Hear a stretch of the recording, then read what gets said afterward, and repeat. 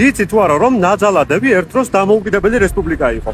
1860-იანი წლების ბოლოდან, ანუ თბილისსა და ფოთს შორის რკინიგზის მშენებლობის დაწყებიდან მალევე დიდუბის ტერიტორია ორ ნაწილად გაიყო. რკინიგზის გაღმა აღმოსავლეთით მუშახელის საცხოვრებლად უნებართვოდ, ანუ რუსული ჟარგონი რომ მოვიშველიოთ, ნახალნად იკავებდა მიწებს და სახლდებოდა. კანონის თანახმად, უნებართვოდ აშენებულ ხის ბარაკებს ანგრევდნენ, რაც იქაური მაცხოვრებლების აბუნტების მიზეზი არაერთხელ გამხდარა.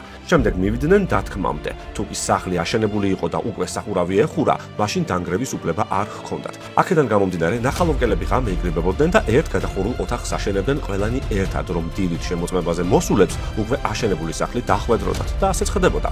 ახალმა უბანმა აქედან მიიღო სახელწოდება ნახალოვკა, ანუ ნაძალადები დასახლება. ნელ-ნელა ეს ახალი უბანი დაუმორჩილებელი ხალხით გაივსო და პოლიციაც ერიდებოდა იქ შესვლას. 1905 წლის დეკემბერში საყოველთაო პოლიტიკური გაფიცვის პირველი დღეებიდან ნახალოვკა თბილისში რევოლუციური მოძრაობის ძირითადი კერა გახდა. აქ ხელისუფლება აჯანყებული პროლეტარიატის ხელში გადავიდა, რომელსაც მფარველობდა სტალინი. მუშველი ნახალოვკა კი მოკლე დროით რესპუბლიკად გამოცხადდა.